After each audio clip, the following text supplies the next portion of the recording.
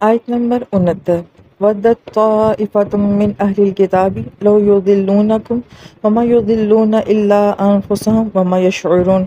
اور اہل کتاب کا ایک گروہ اس بات کی شدید تمنا کرتا ہے کہ اے مسلمانوں تمہیں کسی طریقے سے گمراہ کر دیں، اور وہ نہیں گمراہ کر سکیں گے مگر اپنے آپ کو، لیکن انہیں اس بات کا شعور نہیں ہے۔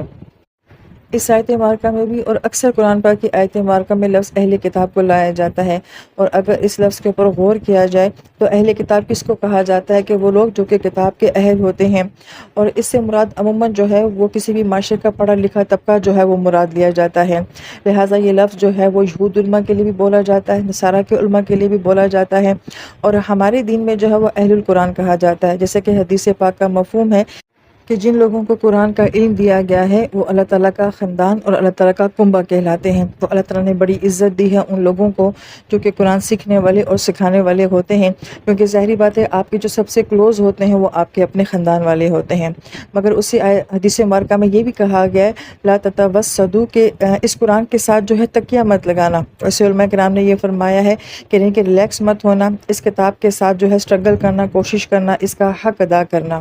پھر آیت مبارکہ میں جو ہے وہ ودت کا لفظ لایا گیا ہے، اور ودت کا معنی ہوتا ہے کسی چیز کی شدید تمنا کا ہونا، چاہت کا ہونا۔ ہم قرآن پاک میں دیکھتے ہیں کہ محبت کے لیے، چاہت کے لیے بہت سارے الفاظ کا استعمال کیا جاتا ہے۔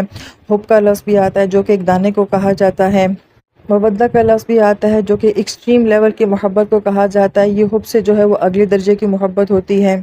پھر الفا کا لفظ بھی آتا ہے، اور الفا کا معنی ہوتا ہے کسی چیز کے منتشر اجزاء کو جوڑنا اور انہیں آپس میں ایک کر لینا۔ اسی لفظ سے جو ہے وہ تالیف لفظ بھی ہوتا ہے، الفت لفظ بھی جو ہے وہ بولا جاتا ہے۔ یہ ایسی محبت کو کہا جاتا ہے کہ جو کسی ذہنی ہم آہنگی یا جذباتی ہم آہنگی کی بنا پہ ایک دوسرے سے ہو جاتی ہے، تو اسے الف کہا جاتا ہے۔ اور اسی طرح سے شغف کا لفظ قرآن پاک میں آتا ہے، اور یہ دل کے اندرونی حصے کو کہا جاتا ہے، دل کے غلاف کے لیے بھی لفظ بولا جاتا ہے، یعنی کہ ایسی محبت جو آپ کے دل کے اندرونی حصے تک یعنی کہ دل کی گہرائی تک پہنچ چکی ہو۔ پھر عروب کا لفظ آتا ہے، اور یہ ان عورتوں کے لیے آتا ہے جو اپنے خامدوں کے ساتھ بہت محبت کرنے والی، محبت کا اظہار کرنے والی،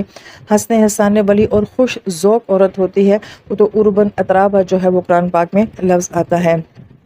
لیکن یہاں پہ ہمیں دیکھتے ہیں کہ ودت کا جو لفظ لایا گیا ہے اس کا مطلب ہوتا ہے کہ اہل کتاب کے اندر جو ہے وہ اس بات کی شدید تمنا اور چاہت تھی۔ پھر اس کے ساتھ طائفہ کا لفظ لایا جا رہا ہے، اور طائفہ کا لفظ جو ہے طافہ سے ہے۔ طافہ کا مطلب ہوتا ہے کسی چیز کے ارد گرد چکر لگانا، اسی لفظ سے جو ہے وہ طواف بھی ہے، اور یہ محافظین کو یعنی کہ سیکورٹی گارڈ کو بھی کہا جاتا ہے، کیونکہ وہ بھی آپ کے آس پاس جو ہے وہ دائرہ بنا لیتے ہیں۔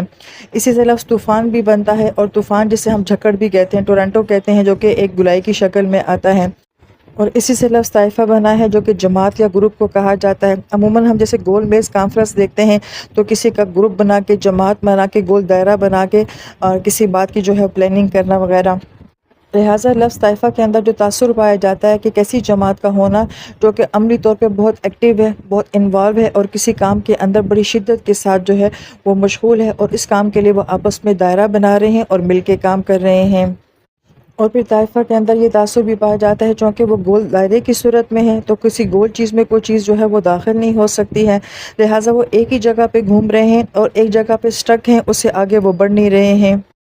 اور پھر آیت میں جو ہے طائفہ من اہل کتاب کہا گیا ہے، یعنی کہ تمام اہل کتاب جو ہیں وہ ایک جیسے نہیں ہیں، بلکہ ان اہل کتاب میں سے ایک جماعت ایسی ہے کہ جو کہ شدت کی یہ تمنا رکھتی ہے کہ مسلمانوں کو ان کے دین سے جو ہے وہ پھیر دیا جائے۔ تو جب ہم قرآن کا غور و فکر کے ساتھ مطالعہ کرتے ہیں تو پھر ہمیں یہ سمجھ آتی ہے کہ کہاں کس سے بات کی جا رہی ہے، آیا کہ یہ عام عوام سے بات کی جا رہی ہے، اہل کتاب سے بات کی جا رہی ہے، اور پھر اہل کتاب میں بھی کیا سب سے بات کی جا رہی ہے یا کسی خاص طبقے کے ساتھ بات کی جا رہی ہے۔ پھر یہاں پہ بڑی اہم بات جو علماء کرام فرما رہے ہیں وہ یہ کہ اس جماعت کا کوئی خاص تعارف نہیں کروایا گیا کہ یہ کون سی جماعت ہے، کیسی جماعت ہے، بس کہا کہ اہل کتاب میں سے ایک طائفہ ہے جو یہ کرتی ہے۔ تو یہاں سے بڑی پیاری بات علماء کرام یہ فرماتے ہیں کہ جو چیزیں زیادہ زندگی میں میٹر نہ کرتی ہوں تو ان کے بارے میں زیادہ حساس نہیں ہونا چاہیے، کیونکہ آیت مبارکہ میں تو بڑی شدت کے ساتھ کہا جا رہا ہے کہ وہ جماعت جو ہے وہ اتنی ایکٹیو ہے اور وہ اتنی مشغول ہے، وہ اتنا فوکس ہو کے یہ سارا کچھ کر رہی ہے، تو سامنے والے کے دل میں خیال آتا ہے نہ جانے وہ ہمارے خلاف کیا کچھ سکیمنگ کرے ہوں گے، کیا کچھ سازشیں بنا رہے ہیں۔ لیکن یہاں پہ یہ بھی ساتھ ساتھ کہا گیا ہے کہ اس جماعت کا تعارف بڑھ کے ہلکے پھلکے انداز میں کروایا گیا ہے، اس لیے کہ انسان ان معاملوں میں زیادہ حساس نہ ہو، بلکہ انسان کا فوکس کس بات پہ ہونا چاہیے کہ میرا اللہ سے تعلق کس طرح سے بنے گا، اور میں ایسے کیا اعمال کروں کہ جس سے مجھے اللہ کی مدد حاصل ہو جائے گی۔ تو جب میرا اللہ سے تعلق بن جائے گا اور اللہ کی مدد میرے ساتھ ہوگی تو پھر یہ طائفہ جو کچھ بھی کرنا چاہے گی وہ نہیں ہو سکے گا۔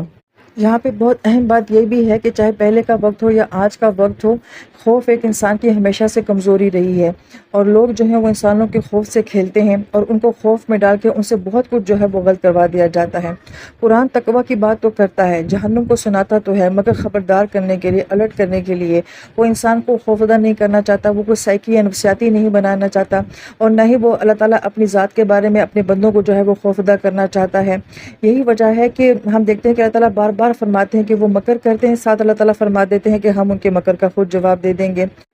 تو آج بھی ایسا ہوتا ہے کہ خوف بیچا جاتا ہے۔ ہم یہ دیکھتے ہیں کہ ڈاکٹر ہے وہ آپ کو خوف میں ڈال رہا ہے، آپ حکیم کے پاس چلے جائیں وہ آپ کو خوف میں ڈال رہا ہے، سیاستدان ہیں وہ آپ کو ڈرا رہے ہیں، یعنی کہ جہاں بھی جائیں تو ہمیں ہر بندہ جو ہے وہ بس ڈرانے کی کوشش کر رہا ہے۔ قرآن جو ہے وہ ریلیکس کر دیتا ہے، وہ خوف انسان کے اندر سے باہر نکال دیتا ہے۔ لہٰذا اس آیت مبارکہ کے اگلے حصے میں یہ فرمایا گیا ہے کہ وہ چاہتے ہیں کہ وہ تمہیں گمراہ کر دیں، اور اس کے لیے آیت میں جو لفظ لایا گیا ہے وہ لو کا لایا گیا ہے۔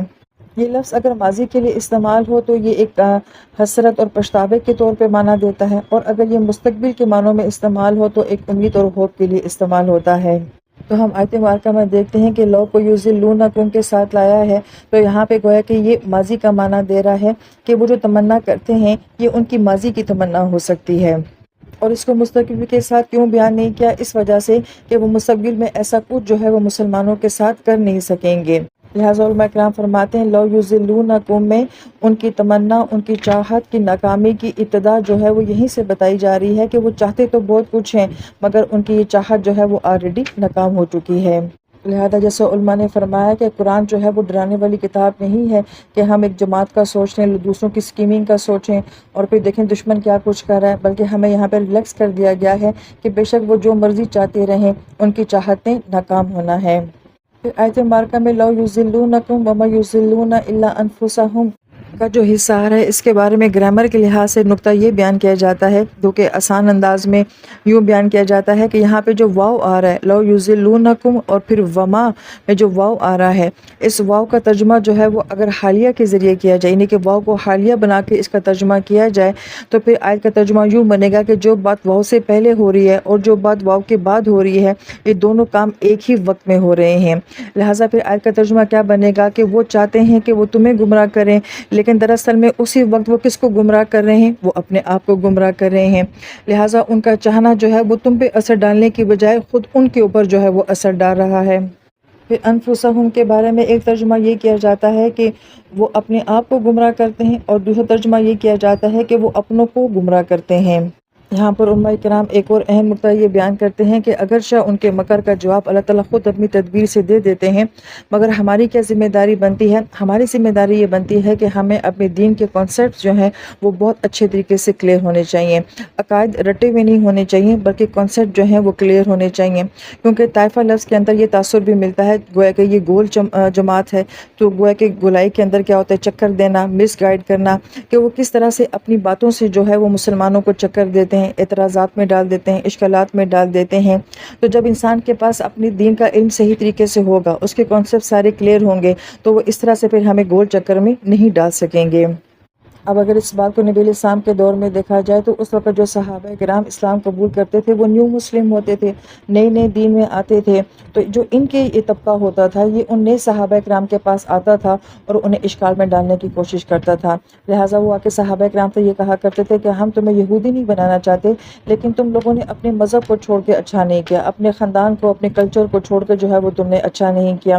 لہٰذا یہاں پہ سوال یہ پیدا ہوتا ہے کہ اگر آپ ان کو یہودی نہیں کرنا چاہتے ہیں تو پھر آپ کو کیا فرق پڑتا ہے؟ وہ جو مرضی مذہب قبول کریں۔ یہی معاملہ جو ہے وہ تحویل قبلہ میں بھی ہوا تھا کہ جب مسلمانوں کا قبلہ تبدیل ہو گیا تھا تو انہیں اس بات سے کیا فرق پڑنا چاہیے تھا؟ مسلمان جہاں چاہیں اپنے